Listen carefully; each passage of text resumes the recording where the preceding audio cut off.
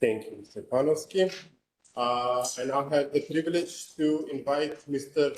Trevor Neal, Director and Technical Analyst Expert at Data Group London. We will just have to do a quick switch of the laptops because he has some interesting data he wants to show. Yes.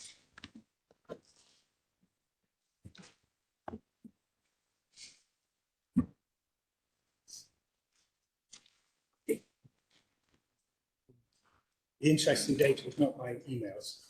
Can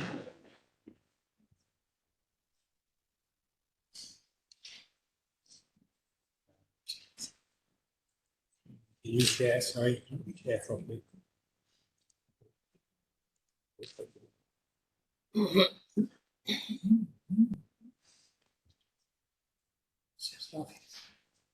Should go.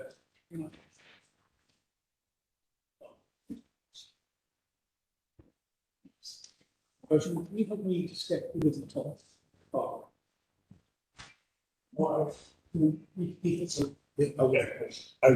Okay. Right. My name is Trevor Neal. Thank you very much for joining us. It's a great pleasure to be here. I've had the pleasure of being looked after the weekend. We've had such fun and visited, seen some of the beauty of the country and gone out to the lakes and the mountains, and wow, it's just awesome. So worth it for that, I must say. But my talk is on modern institutional technical analysis. So it's about how technical analysis is used in the institutional world, as opposed to the retail world, crypto traders and the small private investors, but in banks and treasuries and central banks and energy companies who are using technical analysis. The reason I'm sort of qualified to talk about this is that I work a lot with these people, doing training, working, developing trading systems, algorithmic trading systems inside these sort of institutions. So many people think that technical analysis is just a retail investor type product, but that is not the case. It's used extensively in dealing operations. There's a picture of, yeah.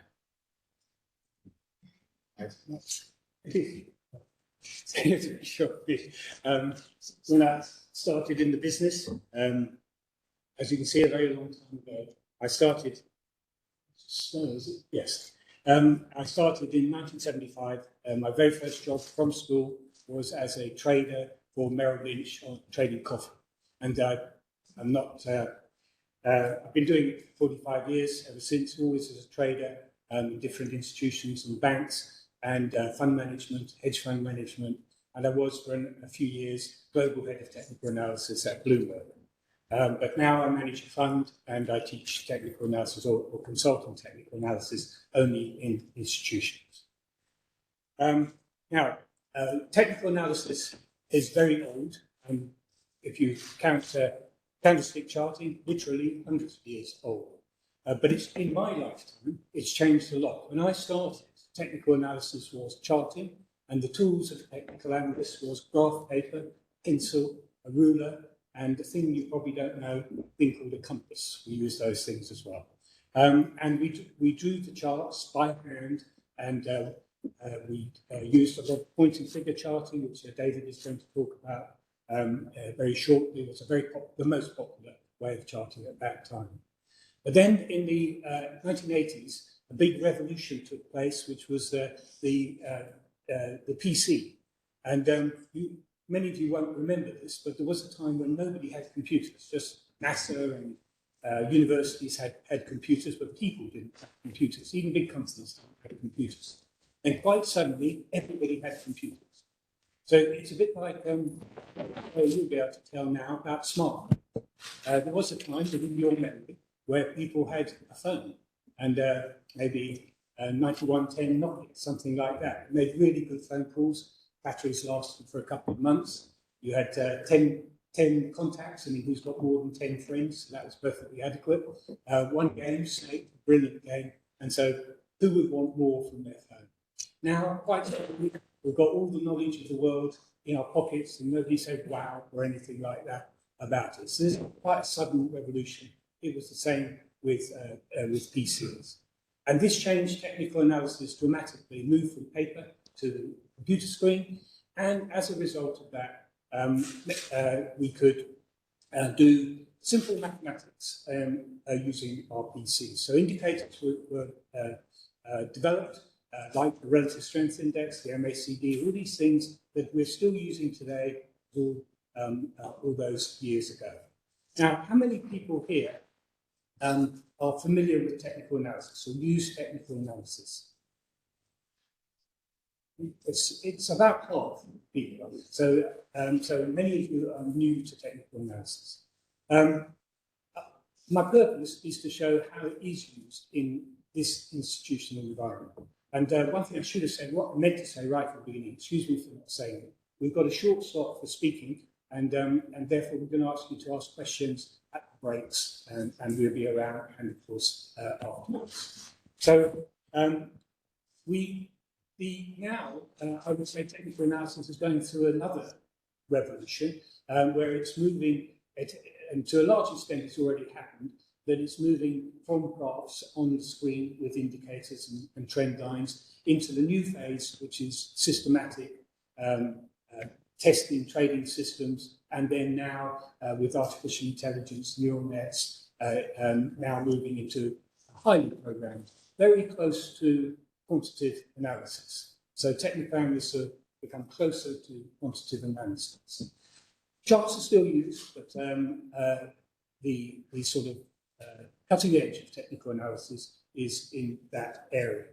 So one question is, what's the difference between a quantitative analyst and a technical analyst? The difference is narrowing between us, but there's a couple of key differences.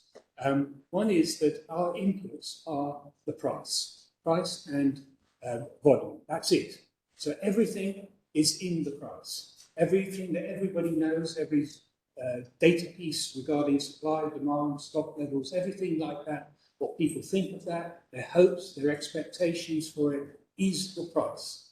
And you've got this wonderful indicator, which is the bid and the ask, and it keeps moving as the opinion about these things change. And to us, it's the only important thing, is what people think this is all worth and what they expect it to happen.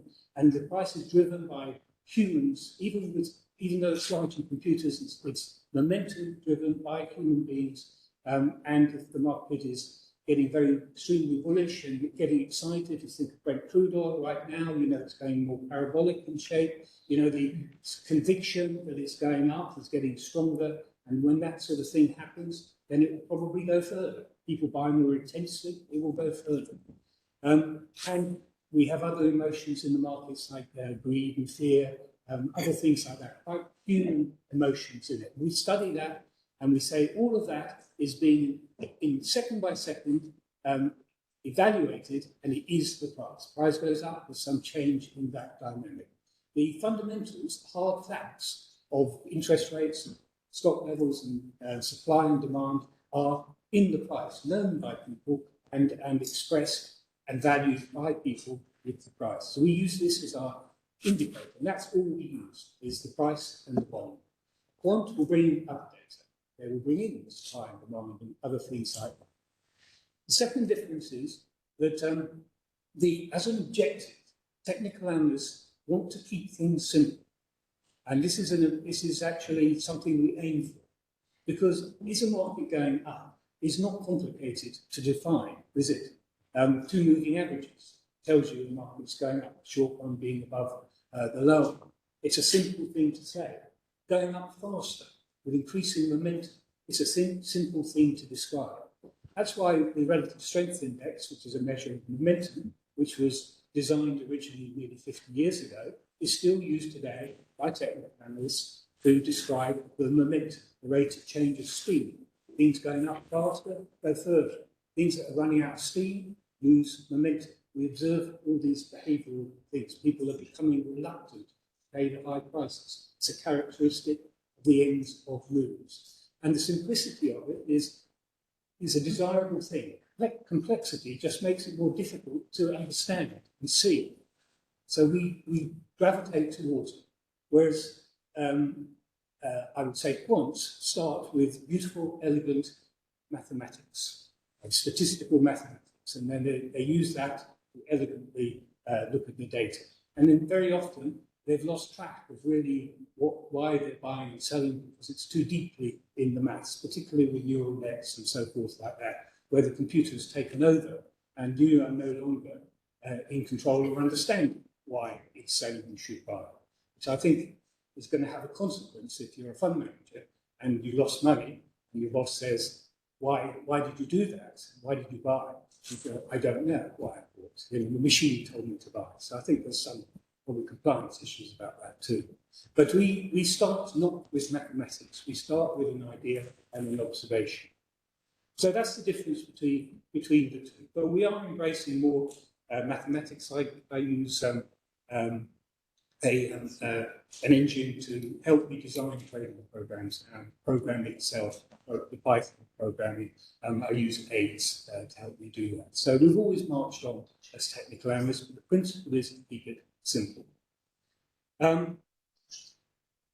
People say also our charts dead. So the picture of the market with trend lines and moving averages and indicators, is that just old-fashioned charting that has no place anymore? I definitely don't think that's the case. It's different to the mathematical and systematic approach. What better way to see how a market is behaving than a picture? Okay, and you look at any fundamental research, usually right at the beginning of it is a graph on it. You're going to write about the fundamentals of supply and demand, but you show a picture. This thing is going up, it's very high, it's been going up for a long time. They have a couple of moving averages on it. The person will say, I never use analysis, but the way it shows what's happening is to show a picture, a graph of it. So I work with a client and I address traders before the day starts, and I talk over charts. We show them a picture, and these are the levels, this is where the support is, this is the resistance, and things like that. But the column of numbers would mean nothing to those people. It's a picture I have to talk about. So definitely not dead, but it's a different purpose for illustration. But systematic trading, rule-based trading, is in portfolio management and hedge fund management and proprietary trading is mostly done with algorithmic interpretation of technical indicators. And that's important that you do that, because then you can test it, then you have confidence over it, you can define it, you can give that it's going to be reliable in the future. You know, after thorough testing, you can only do that if it's systematic and programmed and tested.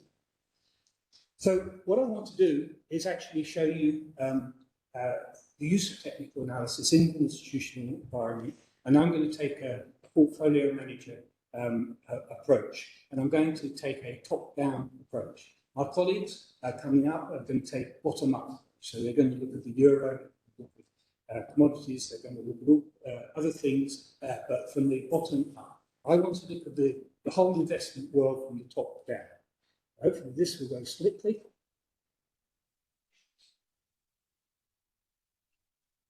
Didn't happen. It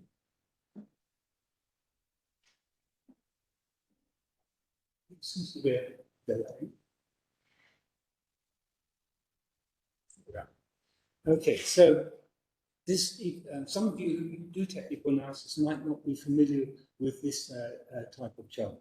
We move to this one first. This is called a relative rotation graph. It's a technical graph to show the relationship, in this case, of assets to each other. And in the middle of this, we have, as a benchmark, we have the MSCI World Index. So this is assets like fixed income, corporate bonds, government bonds, commodities, precious metals, stock indices, emerging market indices, etc., versus the MSCI. So if you were an asset allocator, you would be asking the question, what's the best thing to put my money into? Now, best is a relative thing, isn't it? Better than other things. So we have to compare all these things with each other. Now, that's a difficult thing to do because the number of combinations is actually a factor of it, and this is all of those in one graph. So you're comparing everything with the MSCI world. Pictures, you see, we like simplicity of pictures. So in the crosshair here is the MSCI world. On the vertical axis, this was developed by myself and a Dutch colleague of mine, Julius Kampenaar, about 25 years ago. It's on Bloomberg, it's on Refinitiv, it's on stockcharts.com, it's available widely. Julius is the brainy one of the two of us, but we work together on this and we run a business consulting and research for people.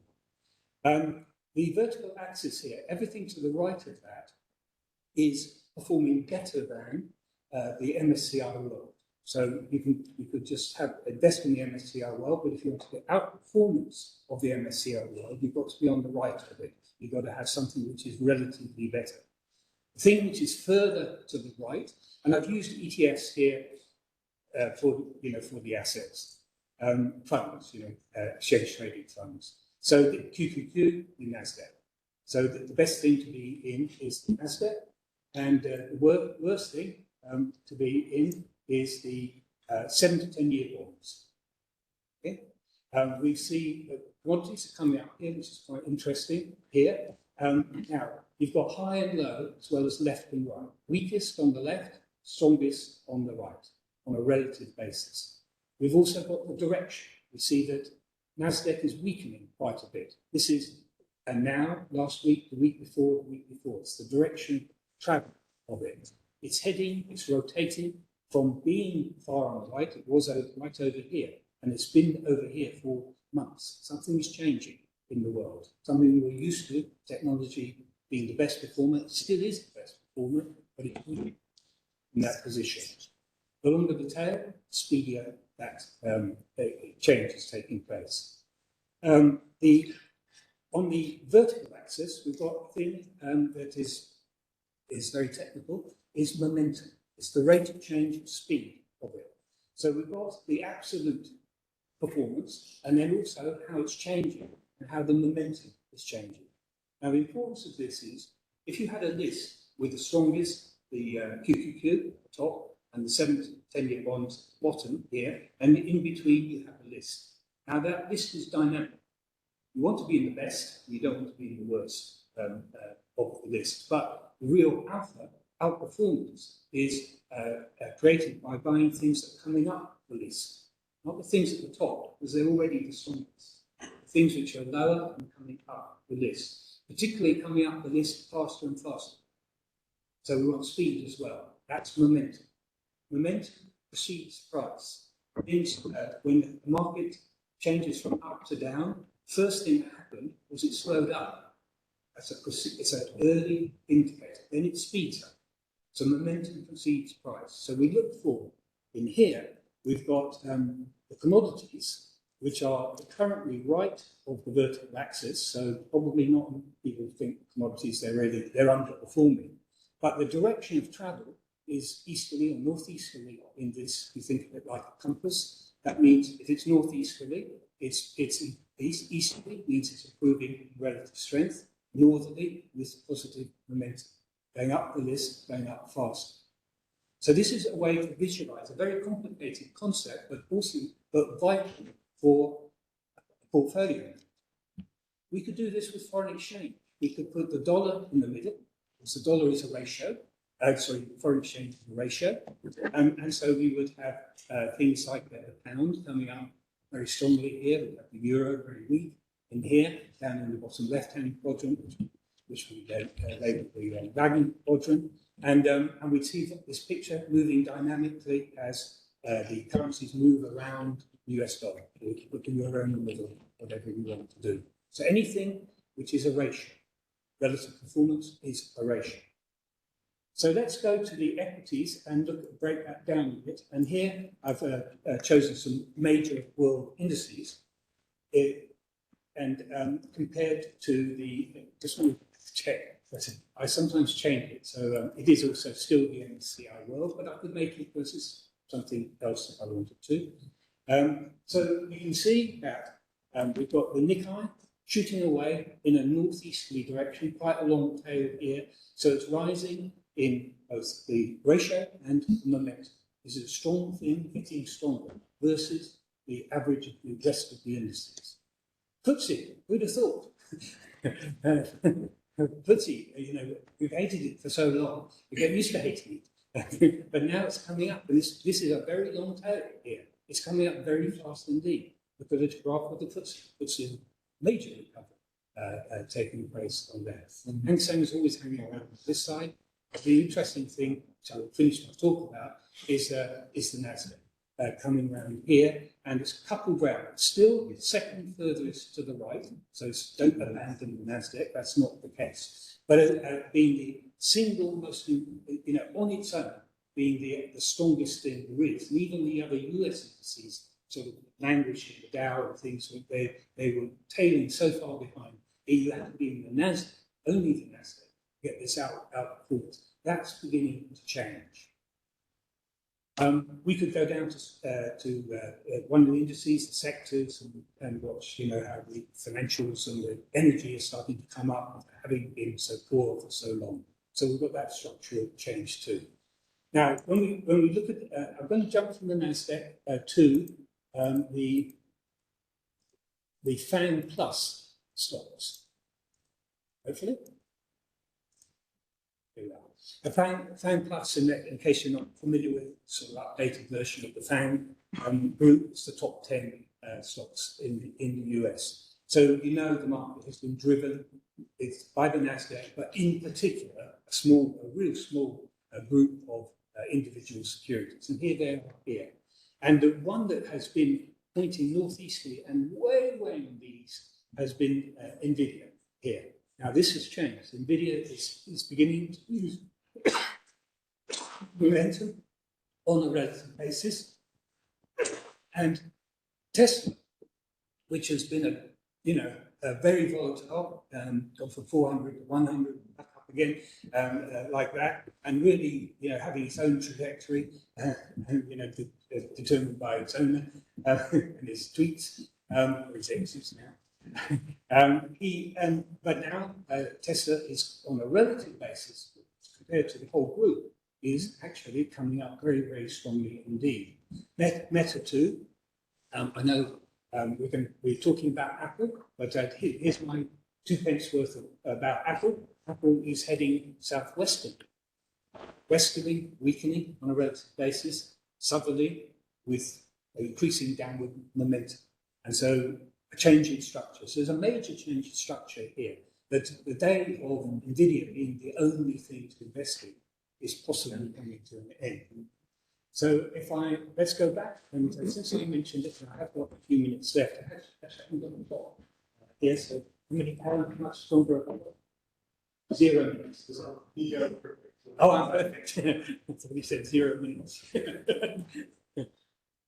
Okay. Well, just tell me this.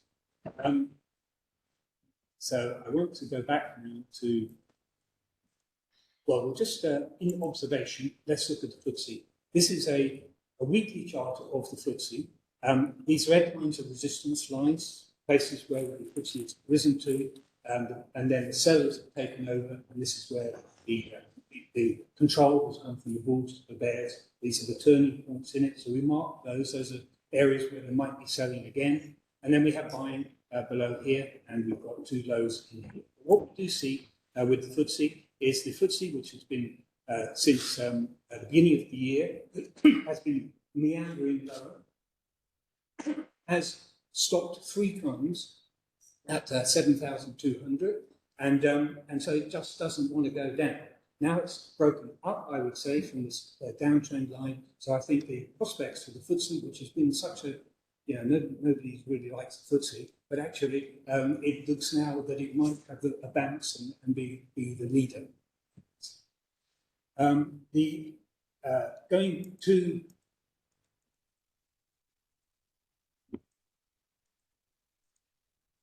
NVIDIA. So here's NVIDIA. You know the history of this. It's gone up and up and up and up. Just gone up forever and ever, and it seems like it always will do. But it has setbacks, and like this one here. But what we saw in the relative rotation graph was how this was coming down, losing momentum. Now look at it here. Look at it's rising. It's still high. It's almost at a new high. But you can see here the shape is people are becoming more reluctant to pay up. Sellers are becoming older. It's losing momentum. Often communication of what is about to happen in the market. So the MACD, which is one of the tools that we technical analysts like as a reader of the trend in the market, it's simply the difference between two moving averages, 0 being no difference, this being the 12-period moving average being above the 26 period. The bigger the gap, the wider that is. For those of you who are new to technical analysis, the market's going up and you have a faster average and slower average. As it goes up, the gap widens, that's going above 0.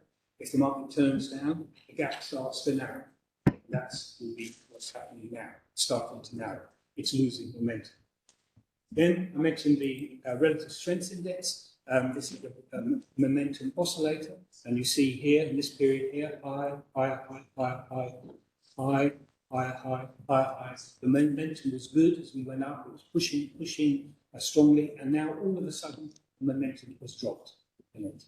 This is all doesn't mean it must fall. It's characteristic of what happens when a market is changing direction. So you could say it's overdue. So it seems to be at the very beginning of this. Of course, it have to go down a lot for people to sort of notice it, but it looks as though it's beginning to happen now. We're technical analysts, all to do with timing. That's what yes, it's what we're doing. It's trying to precisely time things. So I think I probably used my time. Have I used my time? How many minutes have I got? 10 more minutes. Oh, 20 minutes, okay. It's gone flying. So let's look at the S&P.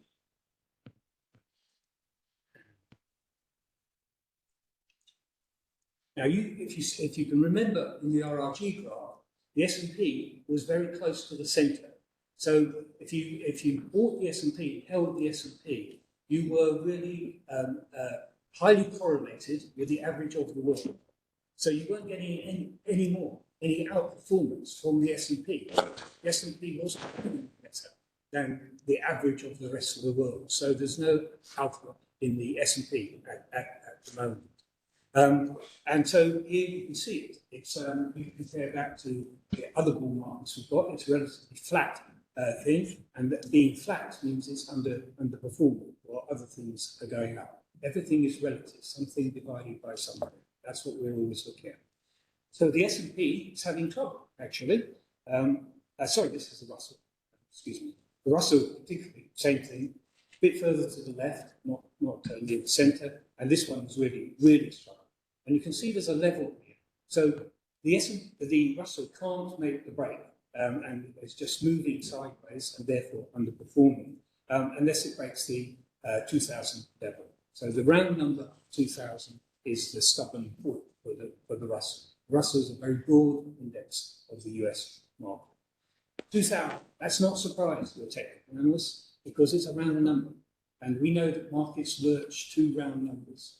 And why do they move to round numbers? Why are highs often very round numbers? 100, 200, 2000, those sort of things. Why is that? It's because people trade markets, and round numbers mean things to people. Getting to 2000 is very important, isn't it? But it's nothing to do with supply and demand or profitability or earnings per share or EBITDA or anything like that. It's a human thing. It stops at 2000 because people say, that's a lot, 2000. I'll sell it at 2000. Okay? This is the proof that the price is made by people. Is one of them. Sorry. So here we are, three tops at 2000. We've got rising lows in here. So low, higher low, higher low. So what this means is that every time the market sells off, buyers come in more aggressive. So we get to 2000, there's a sell-off, buyers come in, halt at the fall, and start to go up. And each time, it's higher. And this means the push. The more aggressive side is the 2000, is the lows. So the buyers, it's zigzagging, bulls and bears, every zag. This means the bulls are stronger than the bears. The horizontalness of this line here has an implication too. So as a technical analyst, it seems to us that most likely this will break to the upside, because the bulls are stronger than the bears. But more than that, the tops here being horizontal means that there's no, in recent times, so since April, nobody has sold at a higher level than that. So there are no profit takers. Everybody has sold lower. And the bulls are very frustrated at 2000, because every time it goes to 2000, it flops away again. So moving through 2000, very small move through 2000, changes the psychological dynamic of the market a lot in one moment. So going through 2000, there are no profit takers because nobody's had a short higher. We've not been there for a long, long time. And so we move freely with nobody there to sell into. There's also the relief of the buyers because they've been frustrated at 2000. And every time it goes there. Now it's cleared 2000. At long last, it's gone through 2000. I can really know that. What this adds up to is what a technical analyst can say is if we go a little bit through 2000, we're probably going to go like a missile at that point because it's a big change in the dynamic of it. And this will form a big base. So let me go to the S&P as I meant to do. That's the wrong tab here. I think I got away with it. Here's the S&P. And just for a moment, I'm going to bring in some more data, some history for it, just to remind you of what has gone on in the S&P. We went up to the high here, and then we've had a big sell-off in 2021, 2022, bottomed out in 2022, and we're moving back towards the high. So that's the sort of background.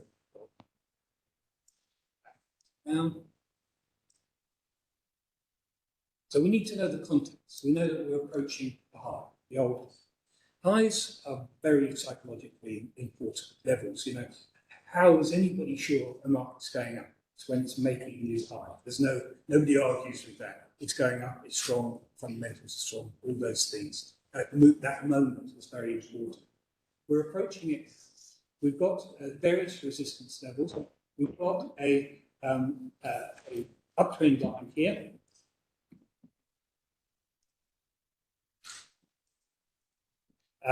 Higher lows in place here. So every time it comes down, buyers take control higher, pushing higher. This is the demand.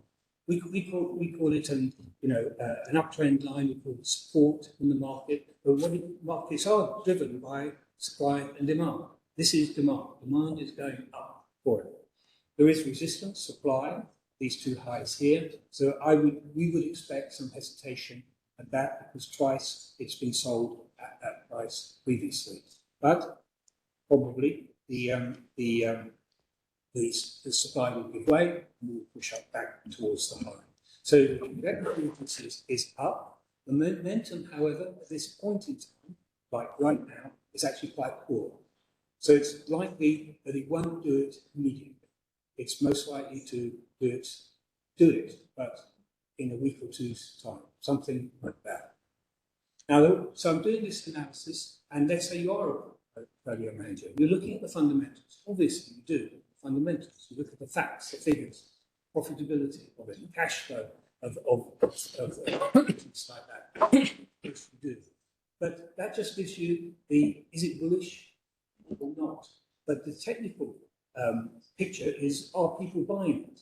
And are they selling it? And where will they sell it? On the journeys. The journey is never straight. And this gives you the bumps in the way. So I was thinking, let's say you have a bull a security which is bullish. It's made the journey up. I think of it like the tide. Okay, it's the long-term trend. But that's interrupted by waves. So we have waves which are in the direction of the tide, and we have waves against the direction of the tide. Markets zigzag up, zigzag up. It's the way markets move. They don't go from A to B, they zigzag higher. The zigs are in the direction of the tide. The zags are against the direction of the tide. The zigs, we as technical analysts we call them impulse moves, because they tend to be faster and more powerful moves. Why? Because they're in the direction of the news. They're in the direction of the fundamentals. They've got solid backing to the move. The moves against the waves against the direction of the tide, we call them reactions moves. So they're reacting to the success, getting ahead of itself and then corrective move. But characteristically, if we're going up, then the lows will be higher. That's actually the definition of going up. If that's happening, you can't argue it's going up. We may be at this moment going down, but as long as we're above the previous high, we are still moving up. The tide is still going out. It's interrupted by waves.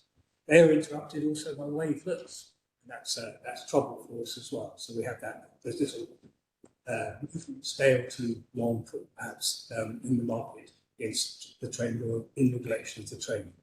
But we as technical analysts, we analyse these impulse moves and reactive moves. Of course, in the end, one of these reactive moves becomes a new impulse move in the opposite direction. It's the top. So trend is your friend until the end. And they do it, they don't work forever. And but what does the end look like? This is a skill to recognise the difference between the end and a pullback, which for a trader would be a buy opportunity, or is it time to get out and it's all over? Now, because this is made up of people behaviour, the impulses look different and than the reactions.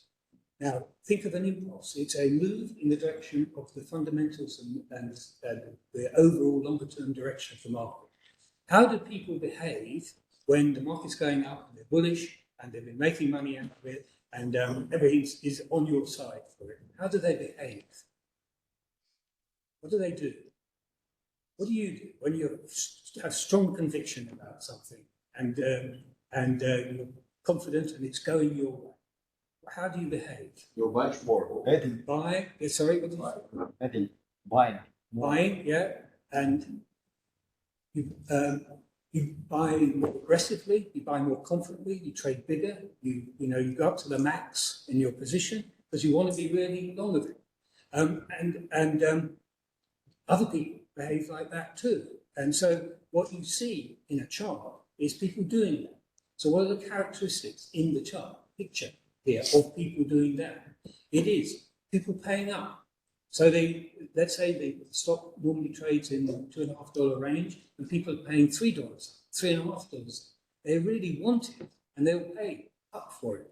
So we have long bars, long ranges in it. That's aggression on the upside. People pushing. They really want it. The second thing it will do is that it will close near its best level.